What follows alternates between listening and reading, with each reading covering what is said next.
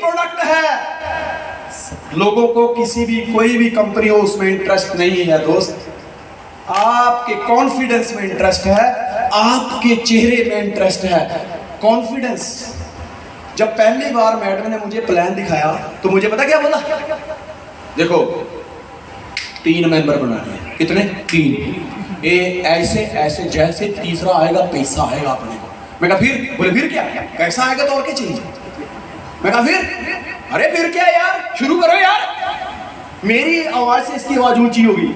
मैंने बोला वाह, इतना प्लान देख के कोई जुड़ने का कोशिश करेगा? कोई जुड़ेगा? लेकिन मैं जुड़ गया। क्यों? क्योंकि मैं इसका प्लान देखकर नहीं, इसका कॉन्फिडेंस देखकर आया। इसका कॉन्फिडेंस देखकर आया। Next, kill your ego.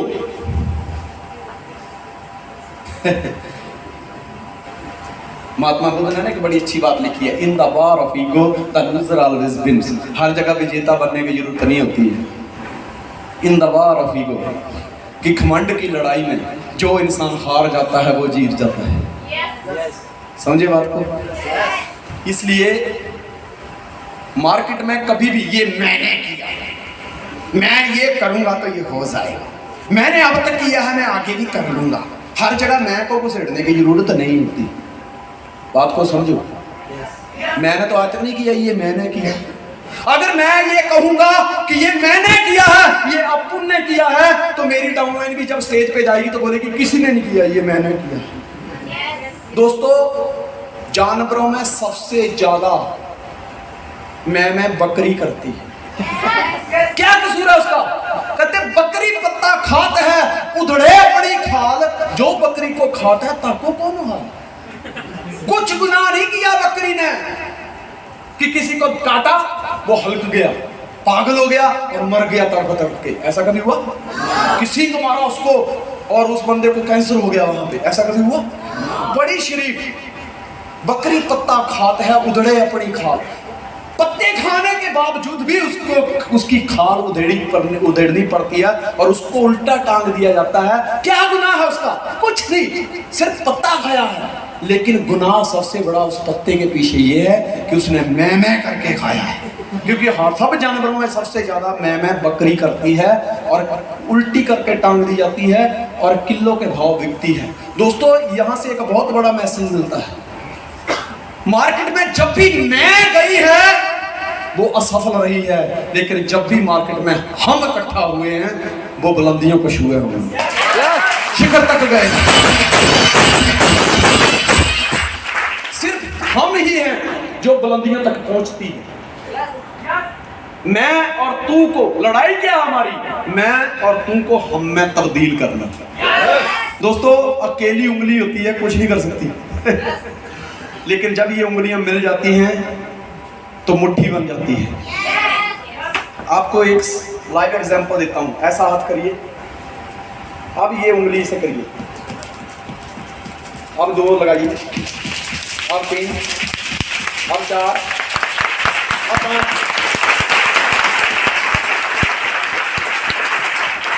नतीजा आपके सामने। जब हम अकेली उंगली से मतलब ऐसे कर रहे थे तो आवाज मजा ही नहीं आ रहा, लेकिन जैसे ही उंगलियां बढ़ती गई आवाज बढ़ती। वैसा ही है यहाँ पर भी कि अगर मैं अकेला दौड़ूंगा तो रिजल्ट ना के बराबर ही आएंगे, लेकिन जैसे जैसे लोग बढ़ते जाएंगे दोस्तों, नतीजे वैसे ही शोर मचाएंगे जैसे उंगलियां मिलकर शोर मचाती है, जैसे पूरा हाथ मिलकर शोर।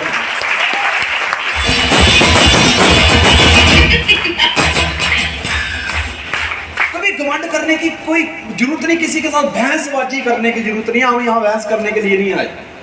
दूसरे की लकीर को छोटा करने की कोशिश मत कीजिए, आप अपनी लकीर को बड़ा कर दीजिए, उसकी अपने आप छोटी हो जाएगी। इस सिस्टम में ये जहर है, जहर।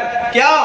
अगर आपके अंदर घमंड है, झूठ बोलते हो, गलत नजर रखते हो, ये जहर है और जहर में रहकर आपकी कभी तरक्की नहीं हो सकती। पहले इस जहर को खत्म करना हो।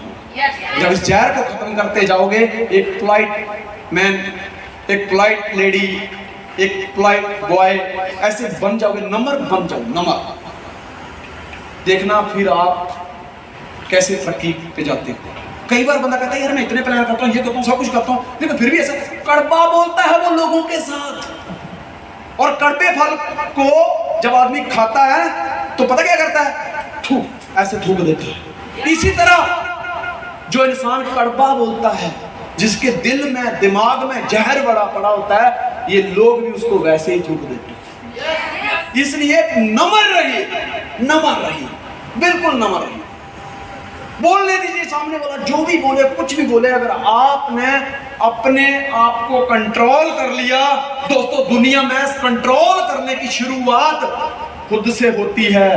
जिस इंसान ने अपने घमंड को खत्म कर लिया, अपने गुस्से पर काबू कर लिया, समझ लो उसने दुनिया को जीत लिया। अगर जिस इंसान के पास गुस्सा है, बात बात में बहस करता है, गर्म हो जाता है, दोस्तों उस इंसान को दुश्मन पालने की जरूरत नहीं है, क्योंकि दुश्मन उसके अंदर ही बैठा है। समझ गए बात को? जब अहरण होती है ना, अहरण, उसके ऊपर लोहा गर्म कर रखता है तो हथौड़े से बर्दाश्त नहीं होता और वो उसके ऊपर बरसता है। अहरण बर्दाश्त करती है, लोहार का सदियों तक साथ देती है, लेकिन हथौड़े बदलते रहते हैं क्योंकि गुस्सा बहुत है उसके अंदर। समझो बात को?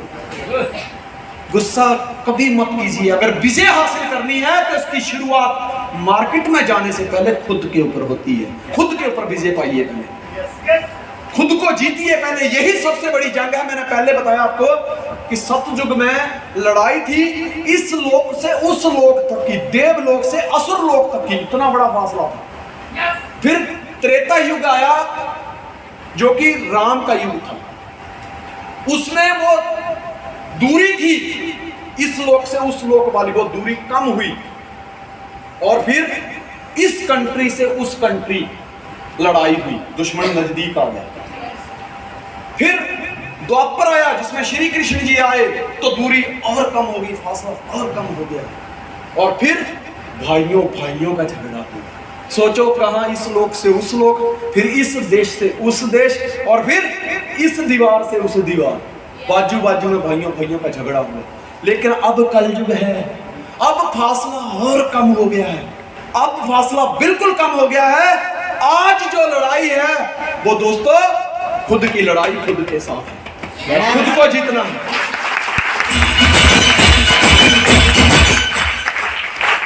Don't be afraid of rejection. कई बार आदमी गुस्से में आता है, यार उसने मना कर दिया, मैं उसके साथ गया था, 4 प्लान किए, मना कर दिया।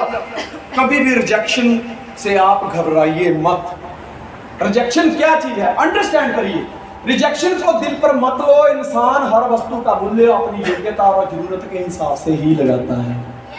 हेलो, हर इंसान सामने वाली वस्तु का मूल्य अपनी योग्यता और जरूरत के हिसाब से लगाता है। मैंने गाड़ी खरीदी Honda CR-V made in Japan. एक ट्रैक्टर वाला मुझे मिला, कहता है कितने की गाड़ी तेरी? मैंने कहा ज्यादा नहीं, 20 लाख की है। और ये बात है 2010 की। उस समय का 20 लाख अगर शेयर बाजार में डाला होता तो दोस्तों आज उस 20 लाख का कम से कम 2-2.5 करोड़ होता। उस समय मुझे व्यक्ति कहता है कितने की गाड़ी देंगे? मैं कहा 20 लाख की। कहता क्या फायदा है? मैं क्यों? कहता देख अपन का ट्रैक्टर 4 लाख का है, चलो अपन पैसे भी कमाते हैं, पर ये क्या है? मैं कहा देख अपना अपना स्वाद है, अपनी अपनी योग्यता के हिसाब से कीमत लगाता है आदमी। पर मैं कहा इतनी बात की गारंटी देता हूँ कि इसको खरीदने के बावजूद भी रहता तो पूरा दिन नदी नाले में ही है तुम्हें, क्योंकि रेता बजरी वहीं से ढोना पड़ता तेरे को। रहता तो वहां पे शमशान घाटों के बीच ही है। लेकिन दोस्त एक बात बता दूं कि अगर तू मेरे साथ एक दिन जो ट्रैक्टर वाली सीट पे बैठता है ना, वहां से उठ के अगर होंडा CR-V की सीट में बैठ गया ना, तू यही ट्रैक्टर के ऊपर दोबारा नहीं बैठेगा। पर दोस्त वो इसका मूल्य अपनी योग्यता, क्योंकि उसकी कैपेसिटी नहीं थी। मैं 20 लाख की गाड़ी लेके 35,000 रुपया EMI पे कर रहा था। वो 4 लाख का ट्रैक्टर का EMI पे करने के लिए मार्केट में, बाजार में रेती बजरी बेच रहा था और पूरा दिन नदी नाले में रहता था। उसकी कैपेसिटी नहीं थी। उसने ये कहा कि देख क्या फायदा तेरी गाड़ी का, मेरा ट्रैक्टर अच्छा है। तो इसका मतलब ये नहीं होता कि होंडा CR-V बेकार हो गई। उसने रिजेक्शन दिया, चलो जी गाड़ी बेच दो, सस्ते में बेच दो, ट्रैक्टर खरीद लेते हैं, ऐसा नहीं होता। Hello, rejection is the part of life and carry on is the art of life. लेकिन चलो, रिजेक्शन ही है जो नेटवर्कर की जिंदगी को उसी तरह रंगीन बनाते हैं जिस तरह रंगरेज सफेद कपड़े को रंगदार बना देता है यार। समझो, ये जिंदगी को रंगीन बनाते हैं। क्योंकि जब मैंने प्लान किया, एक ने कहा ये नहीं चलेगा, मैंने कहा तुम कहता चलेगा नहीं, मैं चला के दिखाऊंगा। अपन और एक्साइटेड हो गए, जुनूनी आ गए, जुनून में आ गए। तो उसकी रिजेक्शन ने मेरी जिंदगी को रंगदार बना दिया। पानी में कॉफी डाल देने से पानी खराब हो जाता है क्या? बल्कि पानी में ड्यू वाइटल डाल देने से उस पानी की खुशबू बढ़ जाती है और रंग चेंज हो जाता है। दोस्तों, इसी तरह से रिजेक्शन मिलने से जिंदगी रंगीन हो जाती है यार। रिजेक्शन तो इससे घबराने की जरूरत नहीं है। मैंने जो पहले 70 प्लान किए थे, एक आदमी को 10 बार प्लान किया, लेकिन कोई नहीं आया। मैं आज भी सोचता हूं थैंक्स गॉड कि मुझे उन 70 लोगों की रिजेक्शन का मेरे ऊपर कोई असर नहीं हुआ। अगर हो गया होता तो उन 70 फेलियर लोगों में एक 71वां मैं भी होता। आपको यकीन होना चाहिए कि मैं जो कर रहा हूं वो दुनिया का सबसे बेस्ट कर रहा हूं। हर किसी की औकात नहीं होती सोना खरीदने की। मर्सिडीज बेंज के शोरूम में जाओ, 100 लोग जाते हैं तो एक आदमी खरीदता है। मारुति के शोरूम में 100 लोग जाते हैं तो 60 खरीद के आते हैं। लेकिन 60 खरीदने वाले की वजह मर्सिडीज वाला ये नहीं कहता यार मर्सिडीज निकाल कर अपने भी मारुति की एक एजेंसी ले लेते हैं। नहीं, कि उसको पता है ये मर्सिडीज है। शेर और भेड़ में फर्क तो पता है। मैं आपको एक कहानी सुनाता हूँ जो पहले भी आपने सुनी होगी, बड़ी फेमस है। कि एक बार ना एक फीमेल डॉग, जिसको अपने क्या कहते हैं, कुतिया कह देते हैं ना, और एक फीमेल एलिफेंट, ये दोनों सेम टाइम पे प्रेग्नेंट हुई। तो बोला यार कोरोना बहुत चल रहा है, काम करते हैं, चलो कोई अच्छे डॉक्टर के पास जाते हैं। तो डॉक्टर के पास इनकी दोनों की मुलाकात हुई, एक ही डॉक्टर के पास ट्रीटमेंट चलने लगा।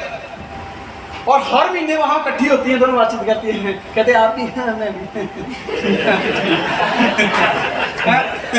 ऐसे करते करते दोस्तों 4 महीने बीते हैं, और 4 महीने बाद जो डॉग होती है ना, वो 12 पप्पी पैदा करती है। कितने? 12 पप्पी पैदा करती है, खुश हो जाती है। तो एक दिन फिर हाथी के पास जाती है, वो फीमेल एलिफेंट के पास, और उसको कहते हैं बहन क्या क्या है, मतलब आराम से खाती है, मतलब क्या है, मतलब बोले मेरे 12 पप्पी आए, तुम्हारे क्या आया? बोले आएगा आएगा। बोले डॉक्टर तुमको बना तो नहीं रहा, देख रहे ना, डॉक्टर चेंज करो, नहीं तो आजकल बहुत घोटाले हो रही। हाँ, मैं तुमको बता देती हूँ, सेम टाइम पे हम प्रेग्नेंट होगी, मेरे घर में बच्चे आ गए, तुम्हारे घर में रौनक नहीं है, तुम अकेली घूम रहे हो, मेरे को गड़बड़ लगती है। उसने बहुत उसको नेगेटिव किया, पर वो मस्त रही है क्योंकि उसको भरोसा था खुद के ऊपर। 2 महीने बीते, फिर प्रेग्नेंट हुई, और अगले 4 महीने बाद फिर 12 पप्पी। वो फिर भागते भागते उस एलिफेंट के पास गई, कहती बहन क्या है? क्या है मतलब आएगा? बोले मुझे कुछ घोटाला लगता है। बोले क्यों? बोले देख मैं तो नाती पोती वाली हो गई। मेरे तो 12 पप्पी पहले वाले, अभी तो उनके भी पप्पी आने वाले हैं। मेरा तो कुछ बहुत बड़ा हो गया, नेटवर्क कितना बड़ा हो गया मेरा। तू अभी तक यही बैठी है, तू अच्छा डॉक्टर बदलो। दोस्तों 2 महीने बीते, फिर कुतिया प्रेग्नेंट हुई और फिर 12 बच्चे दिए अगले 4 महीने। इतने में 18 महीने का टाइम हो गया। फिर वो कुतिया उठती है और हाथी के पास जाती है, कहती है बहन क्या आया? बोले कुछ नहीं। बोले मैं पहले कह रही थी कुछ घोटाला है, तुम्हारी रिपोर्ट चेंज हो गई किसी के साथ, तुम चेक करवाओ, दूसरे डॉक्टर को दिखाओ। बोले क्यों? बोले देख मेरे तो पहले 12 पप्पी दिए, फिर 12 पप्पी दिए, फिर 12 पप्पी दिए, अब तो जब मैंने 12 पप्पी दूसरे दिए तो पहले वाले ने भी 12 दिए, तो तुम्हारा तो भी एक भी नहीं आया। तो मस्त हाथी अपनी मतलब धुन में वो खाना खा रही थी, वो उसको कहती है देख मैंने पप्पी पैदा नहीं करना, मैंने हाथी पैदा करना। जब गाड़ी गुजरती है तो तेरे पप्पी गाड़ी के नीचे टाउ टाउ टाउ टाउ करते मरते हैं।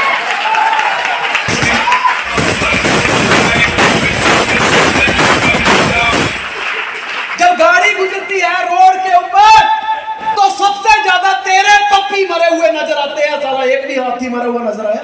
बोला नहीं। बोला जब अपन का हाथी गुजरता है तो उस गाड़ी वाले खड़े होके अपने बच्चों को बताते हैं, देख हाथी गया। बोले मैं पप्पी पैदा नहीं करती, मैं पप्पी पैदा नहीं करती, मैं हाथी पैदा करती हूँ। पप्पी साले 2-4 महीने में पैदा हो जाते हैं, हाथी को पैदा करने के लिए 2 साल का टाइम लगता है। तो फ्रेंड्स डरिए मत। मैंने पहले 1.5 साल तक तो समझिए कुछ आया ही नहीं। अगर 10,000 आया तो 25,000 का बिल फट गया था सामने से। फिर भी मैंने हिम्मत नहीं हारी, क्योंकि मुझे पता था मुझे प्रमोद जैसे, रविंद्र रघुवंशी जैसे, राहुल कुमार जैसे, विजय हनवत जैसे, पीयूष मालवी जैसे, अंजू श्रीवास जैसे, आशीष श्रीवास जैसे, मोहित जैसे, प्रियंका दमाहे जैसे, प्रेम पुष्पेंद्र जैसे, शनि रायदा जैसे, अजय जैसे, अभिनीत साहू जैसे दोस्तों मुझे पता था मैंने 6 पैदा करने में टाइम तो लगेगा यार।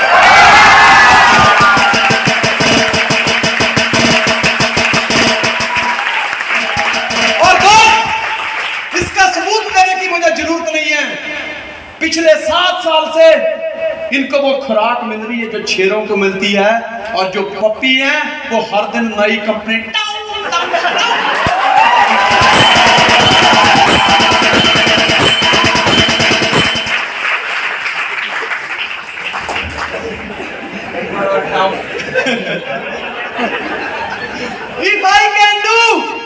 If I can do it, they can do. I can give you guarantee 100% you can also. You can also. दोस्तों किसी आइलैंड के ऊपर अगर एक पेड़ उगता हुआ नजर आ जाए तो उस एक पेड़ से ये पता लगाया जा सकता है कि ये आइलैंड इतना काबिल है, यहाँ जंगल उगाया जा सकता है। अगर यहाँ पे एक व्यक्ति कामयाब हो सकता है, अगर शनि कामयाब हो सकता है, मोहित कामयाब हो सकता है, प्रियंका कामयाब हो सकती है, रविंद्र रघुवंशी कामयाब हो सकता है, अभिनीत साहू कामयाब हो सकता है, आशीष कामयाब हो सकता है, प्रमोद कामयाब हो सकता है, तो दोस्तों आप सब भी कामयाब हो सकते हैं।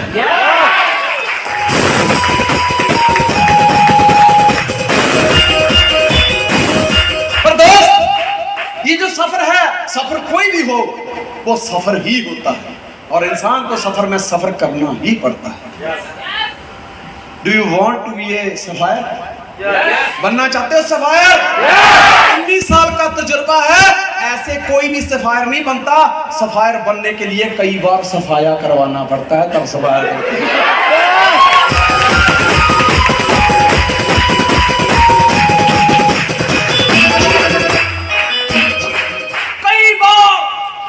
कई बार लोग आए, कुछ दिन चले, साफ हो गए, पर मैंने फिर भगवान के आगे प्रार्थना की, रामा कृष्णा हरि हरि तू जो करे सो घरी घरी। क्योंकि मैं किसान का बेटा हूं, मैं जानता हूं कि जितने बीज मैंने डाले हैं सारे उगने वाले नहीं हैं। कुछ बीज गर्मी बर्दाश्त नहीं करेंगे, कुछ सर्दी बर्दाश्त नहीं करेंगे, कईयों को कीड़ा खा जाएगा, किसी को पक्षी चुग जाएगा, और कुछ बीज पानी में बह जाएंगे, लेकिन कुछ बीज जो उगेंगे मुझे माला माल बनाने के लिए वही काफी है।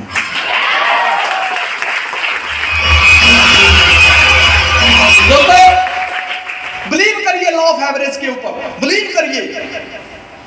जो नागिन होती है वो एक बार में 40-40, 50-50, 100-100 अंडे देती है। अगर उसके सारे नाग जिंदा रहें तो हमारे तो पैरों में ऊपर चलेंगे तो ऊपर से गिरेंगे, ऐसे वो नाग गिरा, वो देख ऐसा। मतलब इधर आपको डंडा लेके बैठना पड़ेगा कि सर इधर आया, थोड़ा इधर हो जाना, थोड़ा इधर आया, ऐसा। इतने नाग हो जाएंगे, लेकिन सारे जिंदा नहीं रहते, कोई बिरला जिंदा रहता है। कुतिया जितने बच्चे देती है, अगर सारे के सारे जिंदा रहे तो दोस्तों घर से निकल के दिखाओ, अगर निकल गए तो घर में घुस के दिखाओ। काटने दौड़ेंगे साले जितने हैं, वो भी कारों को देख के कार के पीछे दौड़ते हैं। मैं कहा साले तेरा लाइसेंस कौन बनाएगा, तेरा आधार कार्ड कैसे बनेगा, तूने गाड़ी ठोक दी तो सारा कैद में जेल के फाइल किसके ऊपर करेंगे हैं? कई बार मुझे समझ आता है कि इसके हाथ में कार आ भी गई तो करेगा क्या? पर एक चीज और सोचता हूँ, आप तो इतना सोचते हैं, इससे ज्यादा कोई सोचते हैं? मैं इससे ज्यादा सोचता हूँ कि साला कुत्ते को कार की इतनी जरूरत है तो साला इंसान को कितनी जरूरत है।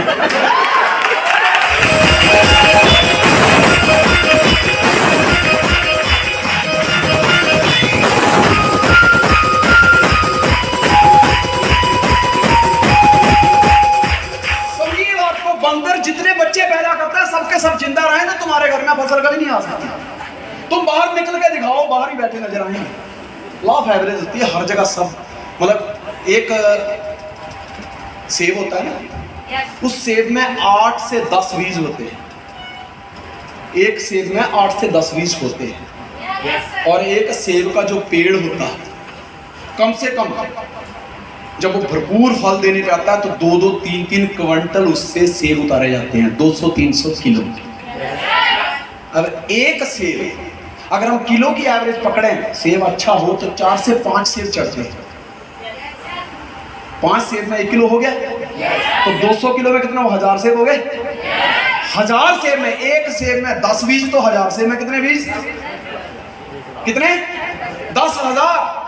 यानी एक पेड़ जो सेब का है, बहुत बड़ा बगीचा उगाने के लिए इसके जो फल हैं वही काफी है। लेकिन याद रखो, एक सेब में 8 से 10 बीज होने के बावजूद भी सारे बीज नहीं उगते, कोई एक ही उगता है।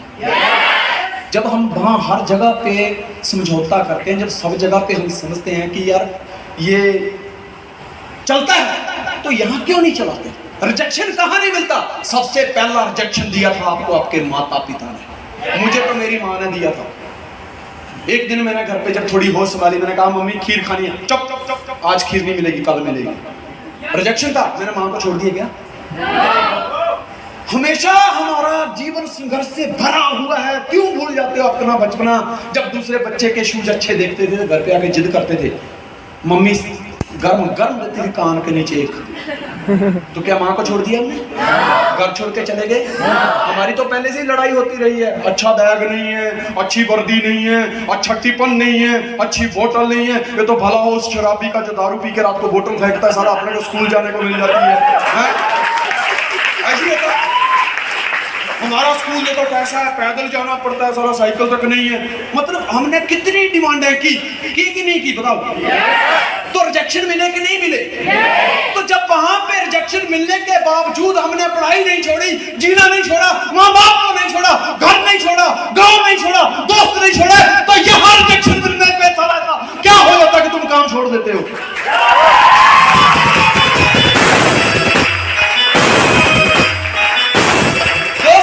जब वहां नहीं छोड़ा तो ये वाला एटीट्यूड होना चाहिए कि बच्चा छोड़ेंगे तो अब तेरे को भी नहीं। समझ गए ना बात? इसलिए क्या लिखा है देखो, गुरु नानक साहब ने गुरबाणी में एक बड़ी अच्छी लाइन लिखी है, मत विच रतन जवाहर माणिक। पंजाबी है कोई बैठा यहाँ पे जिसने जपजी साहब पढ़ा हो? नहीं पढ़ा? गूगल में भी टाइप करना, मत विच रतन जवाहर माणिक। मत मतलब सोच। हे इंसान, जवाहर, रतन, मोती, माणिक ये कहीं नहीं है। अगर ये तेरी सोच में नहीं है तो कहीं नहीं है। असली मत विच रतन, तेरी सोच अगर रतन जैसी नहीं चमक रही, जवाहरात जैसी नहीं चमक रही, मोतियों जैसी नहीं चमक रही, तो तेरे लिए ये बाकी मोती, सोना, चांदी, जवाहरात सब मिट्टी हैं। दोस्तों ये सोच ही है, इसी में फर्क, इसी से फर्क पड़ता है, इसी में ही कामयाबी छुपी हुई है। If you think I can, it means you are right. If you think I can't, it means you are also right. अगर आप सोचते हैं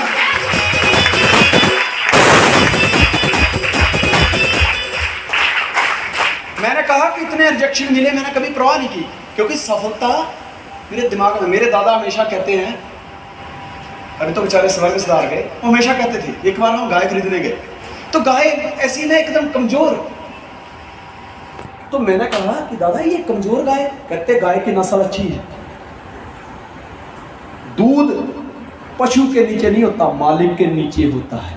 मैंने कहा वो कैसे? कहते पशु तो बेचारा मालिक का गुलाम है, उसको तुम जितना चारा डालोगे तो तुम्हारी मेहनत जो है वो दूध के रूप में तुम्हारे पास वापस आ जाएगी। तो दोस्तों, सफलता बाहर नहीं है, सफलता हमारे भीतरी छिपी है। कहता जैसे बादल में पानी छुपा है और पत्थर में आग, जैसे बादल में पानी छुपा है और पत्थर में आग, तेरी सफलता तुझ में छुपी है यार, जाग सके तो जाग।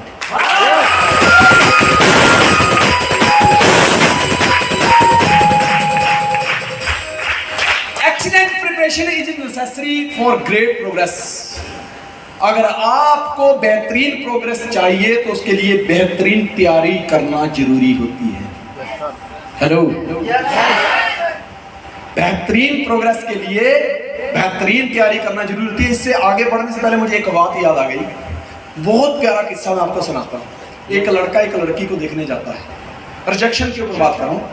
एक लड़का लड़की को देखने जाता है तो उसको इसलिए रिजेक्ट कर दिया गया कि बड़ी भोली है यार, सीधी सी बन के आ गई है। लड़की को पता चला कि मुझे ऐसे बोला गया, ठीक है। दूसरी बार उसको कोई दूसरा लड़का देखने आया तो उसने बोला कि यार इसने बाल कैसे रखे हुए हैं, अगर मस्त सला सजा बजा के रखे तो अच्छा होता। लड़की को पता चल गया, तो पहले से बेहतरीन ड्रेस पहन के गई, बाल अच्छे करके गई, एकदम मस्त ब्यूटी पार्लर में जाके। तीसरी बार फिर लड़की को देखने आए, लड़के ने भैया कह के रिजेक्ट कर दिया कि यार ये तो सिंपल है, गाँव वाली जैसी लगती है, मुझे तो ऐसी नहीं चाहिए, थोड़ा मॉडर्न टाइप की चाहिए। लड़की ने बोला कोई बात नहीं, उसको वीकनेस पता चलती गई। चौथी बार जब लड़का देखने आया तो जब चौथी बार उसको लड़का देखने आया तो वो जिसने पहले देखा था, दूसरे ने देखा था, उन्होंने भी उसको देखा। तो घर वाले कहते हैं यही लड़की से शादी करनी है, इसी से शादी करनी है। वो लड़का कहते तुम्हें पता ये कौन सी लड़की है? बोले कौन? बोले जिसको तुमने पहले रिजेक्ट कर दिया था। बोले अभी इतनी सुंदर कैसी लग रही है? बोले तुमने इसकी कमजोरियां बता दी, ये तुम्हारे रिजेक्शन से इसने अपने आप को डीमोटिवेट नहीं किया, सीखा और अपने आप को प्रिपेयर कर लिया, आज हीरोइन जैसी दिखती है।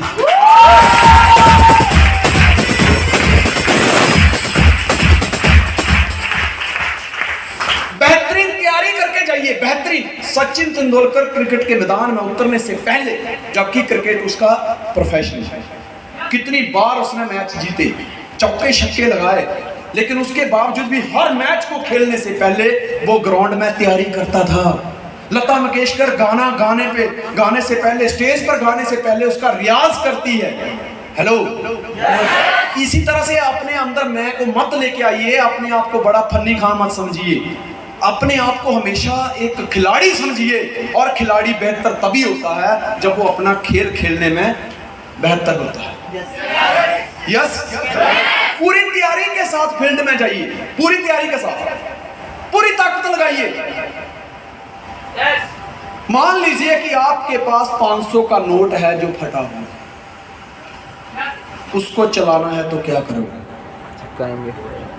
कोई आइडिया बताओ, अपना आइडिया बताओ, जल्दी बताओ। क्या लगाएंगे? अच्छा, एक आप प्रियंका मैडम। अच्छा, ट्रांसपेरेंट वाला टेप लगाएंगे। हाँ जी, और कुछ? हाँ जी, फेविकोल लगाएंगे। लेकिन आप लेके जाते हो टेप देख लेता है, फेविकोल भी देख लेता है, बैंक वाला नहीं देता आजकल। फिर क्या करोगे? एक्सचेंज किसे करोगे? कहाँ? अच्छा, पेट्रोल पंप भी जाएगा। अगर वहां भी नहीं लिया तो जला देंगे। कहता अंधेरे में चलाऊंगा पर नोट जरूर चलाना है इसको।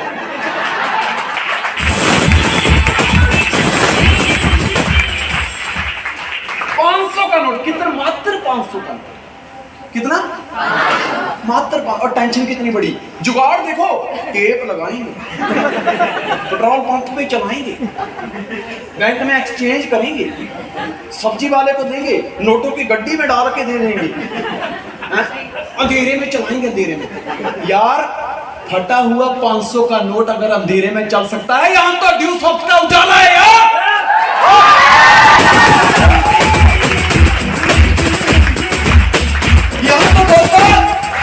यहाँ तो जेनेसिस इंटरनेशनल टीम का उजाला है।